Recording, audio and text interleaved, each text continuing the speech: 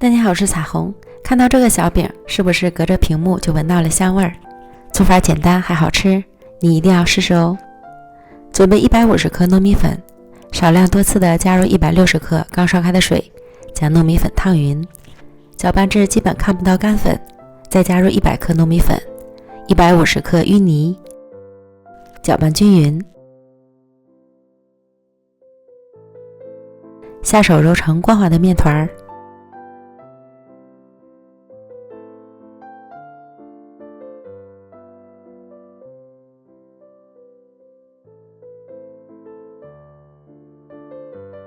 放到案板上搓成长条，分成10个大小均匀的面剂，再把每个面剂都揉成光滑的小面团，记得盖好，防止风干。然后拿起一个小面团，捏成小碗状，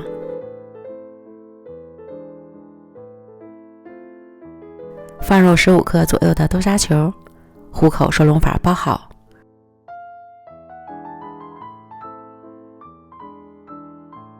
揉圆，沾上芝麻，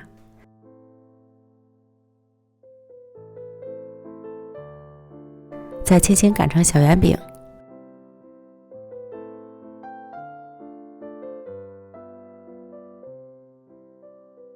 电饼铛开小火，预热刷油，放入小饼生坯。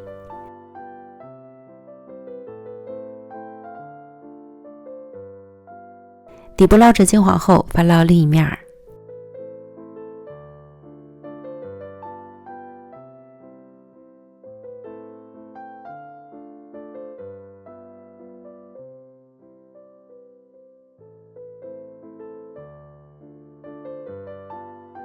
等另一面烙至金黄，按压小饼软软的，就是熟透了，出锅。香芋味的豆沙糯米饼就做好了，是不是非常简单？软软糯糯，香甜美味，看起来糯叽叽的，吃起来却一点都不粘牙，即使放凉了也好吃。你也可以一次多做点，放到冰箱里冷冻保存，想吃的时候直接蒸一下就可以了，记得是要烙熟了再冷冻。如果看馋了就赶快试试吧。美食天天更新，咱们明天见，拜拜。